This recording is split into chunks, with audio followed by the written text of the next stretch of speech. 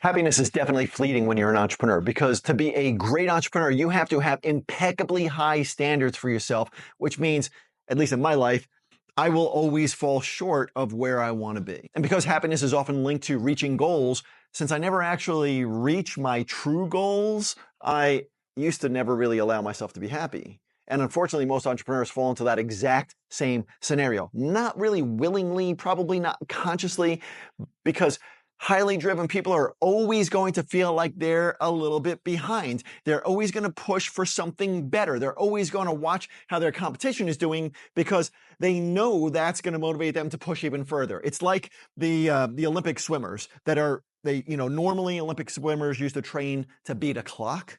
And that was really tough because it's only a clock. But when their coach actually gets in there and they get them to visualize a shark swimming behind them and getting ready to bite them, they find a way to push even harder and to swim even faster. And I think as entrepreneurs, we always kind of focus on the shark behind us because we know it keeps us pushing even harder. But you can't be happy at the same time you feel like there's a shark chasing you. And if you ever study high performers and the most successful business people, you'll see that they take time to disconnect and be grateful. And they use that time to recharge so that they could grind even harder when they get back. But people who can't or don't take the time to disconnect properly always feel like they're not good enough, or they always feel like they're losing. Most of the time, they feel like they're one step away from being punched right in the freaking gut. It's only a very small number of people who really get what I'm talking about right now. And those people usually win because they have the energy and the creativity to keep doing what it takes to succeed.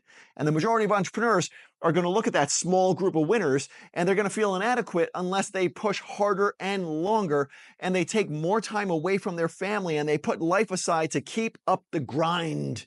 That's why happiness is fleeting to so many entrepreneurs. Unless they learn how to push harder than anybody else and give themselves enough downtime to enjoy life and be grateful. Now, if somebody goes out there and they work 10 hours in the office and then their only downtime is a quick dinner and then a few hours of sleep, they're going to burn out. And those are the people that I fly past in business every single day. Not because they're not busting their ass, but because they're not stopping long enough to recharge and to be grateful for what they've built so far in their business and in their life and in their relationships.